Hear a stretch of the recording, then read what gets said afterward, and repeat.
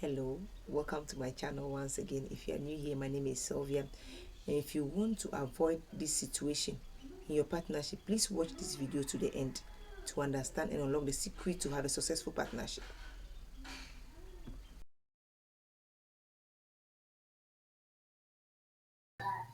Yes, that situation is pretty bad situation for every business to go through.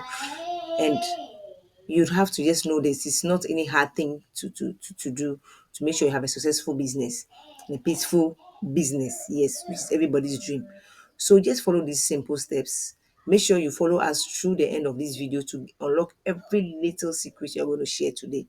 It's very, very simple. So let's jump into class. So we want to discuss the articles of partnership.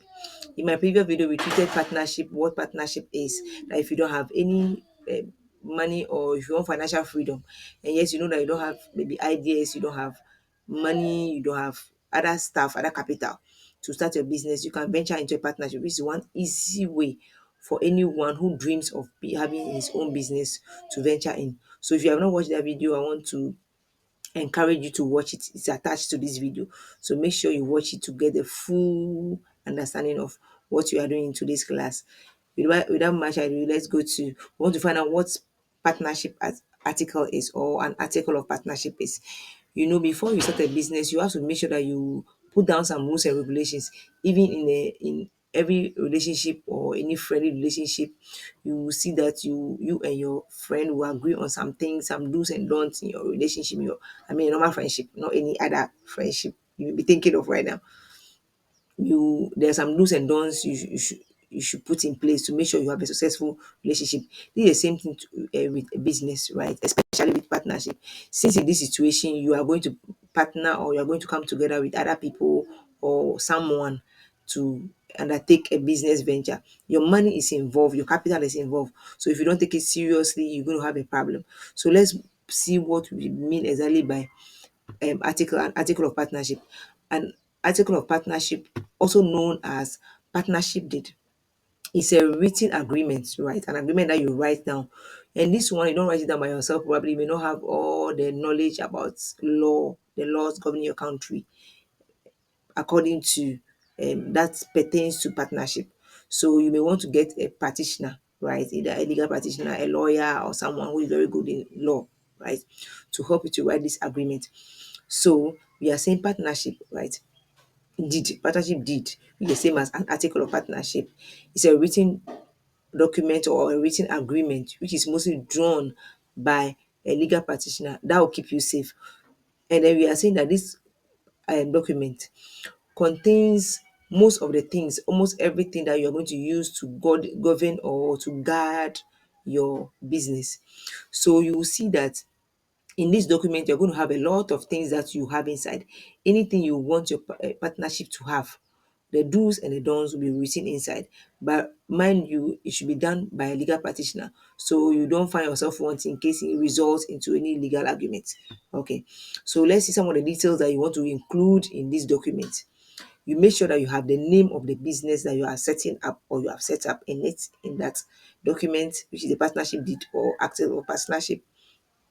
You make sure the nature of the business you are going to undertake. What are you dealing with? Are you dealing with services or good? What good are you producing? What kind of good is it?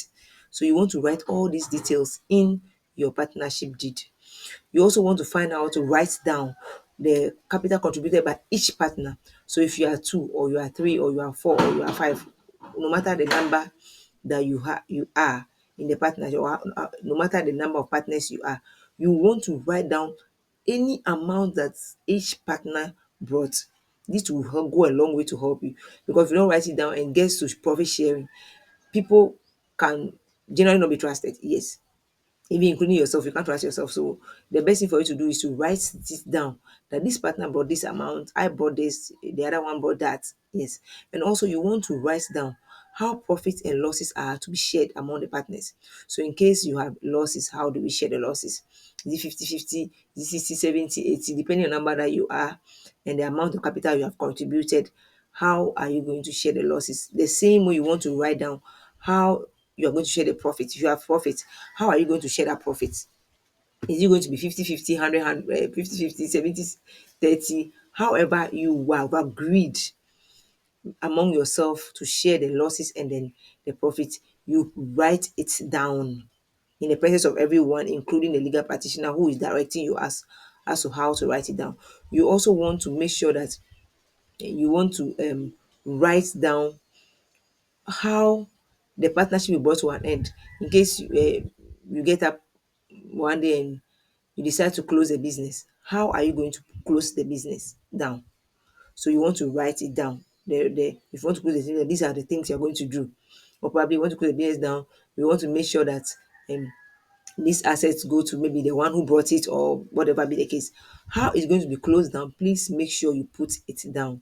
And you also want to make sure that to avoid situations where people will say that this is not my responsibility, that's supposed to be your responsibility. I never said I was going to do that, because you agree at the beginning mutually, happily, when you're in a mood of starting a business with all the enthusiasm that, oh, I want to take care of this, I want to take care of the finances, okay, I want to be the one in charge of the management or everything. And then into the business, when you start facing some challenges, people start denying their responsibility. I never said agreed that I was going to do this.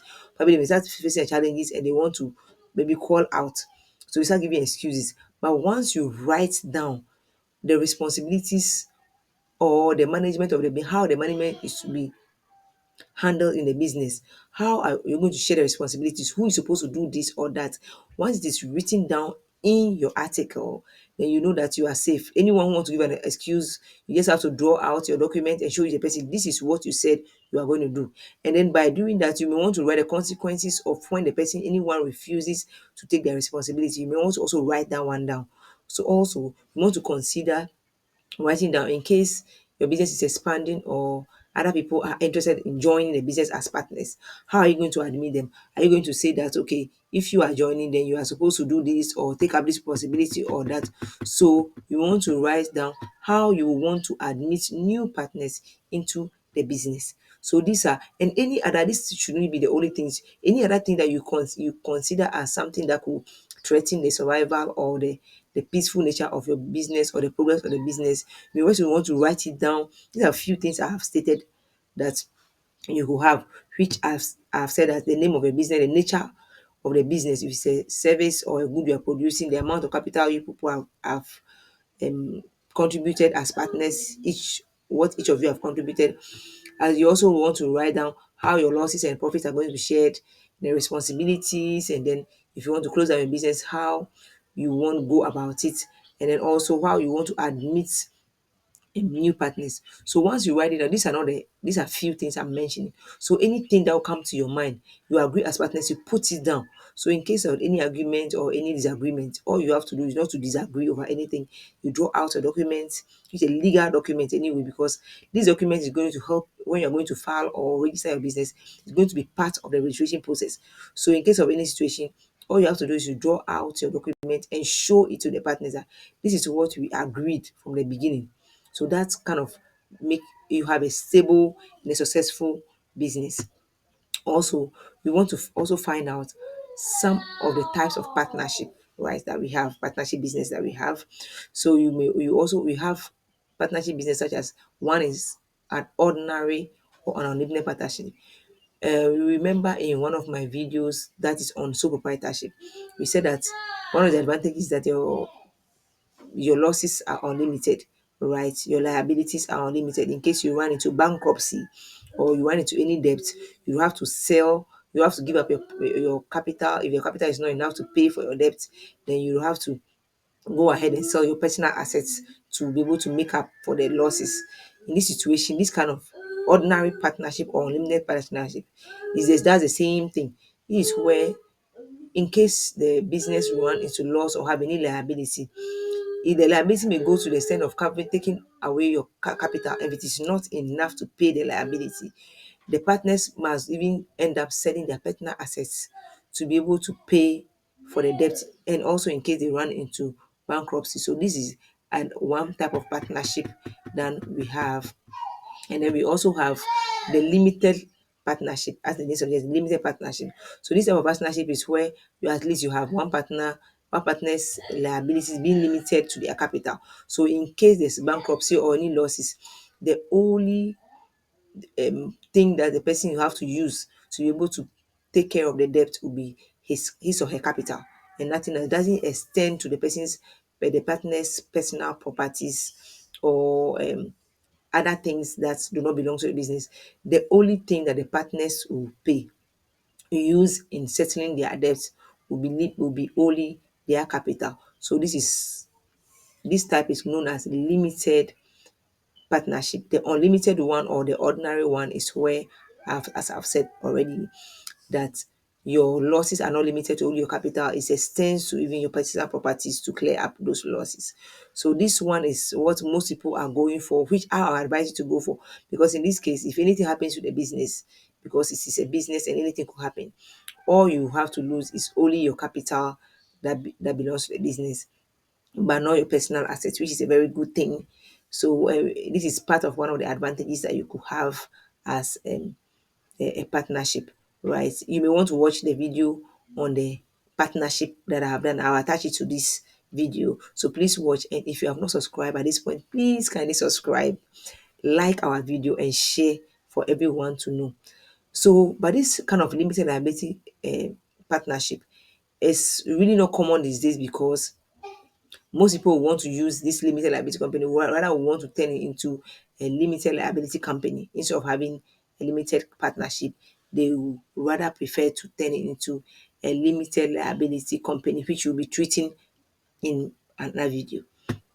So let's see some of the partners you could have. So you can have a partner which could be a quasi partner or a nominal partner.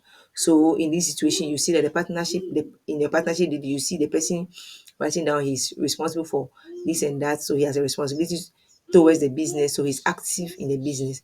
But assuming this partner retires, right, says that okay, now I think I want to retire from the business, I don't want to be active anymore. This quasi partner, also known as a nominal partner, can decide to leave his or her capital in the business as a loan. So he doesn't withdraw his capital away. He's not active anymore in the business, though he was active. But once he retires, he leaves his loan, his capital as loan. And then at the end of every year, when sorry, when profits will be shared, he receives profit on his capital, because his capital now is as a loan to the business. He will have an option to also withdraw his capital out if it is stated in the partnership deed. But if he's so willing to leave his capital in the business, then he can leave or retire from any responsibility in the business, and then receive interest on his capital that has now become a loan to the business. So once he retires, he's no more active in the business. So the only thing active in the business is his money or his capital. So you may want, if you are someone who knows that you don't want to be active in your business, right? Probably you realize that I found one thing or something like that while other partners are running the business smoothly. You may want to retire. It doesn't mean you should go old before retire. You want to just stay out of any responsibility. So it means you have retired from the business, but your capital is still working as a loan for you, right? You may also want to consider being a dormant or a sleeping partner, right? So in this kind of partner, right, is someone who just simply supplies money or capital to the business. So you know that you don't have any business skill, or you are not so good at any business, but if you have some money lying down, my advice is that you don't save money around this time, because you save money around this time, it is not one of the wisest things to do, because inflation is going to eat up everything, which I have a video on that inflation on my channel. So you want to watch that out, watch it to understand more. So what you want to do is that instead of saving your money somewhere in a bank where the interest they will pay on your savings may be something small, you may want to become a dormant partner. So you look for a partnership, you join, but in this situation you are not active, you don't have any responsibility to play.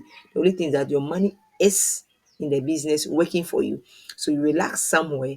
At the end of the time for them to share the profit, you receive your share as a partner. So the difference between these two is that the dormant and the quasi or nominal partner, is that the dormant partner or the sleeping partner doesn't was not taking any active thing. It was the only thing that he or she brought to the business was the capital. He didn't take it up any responsibility.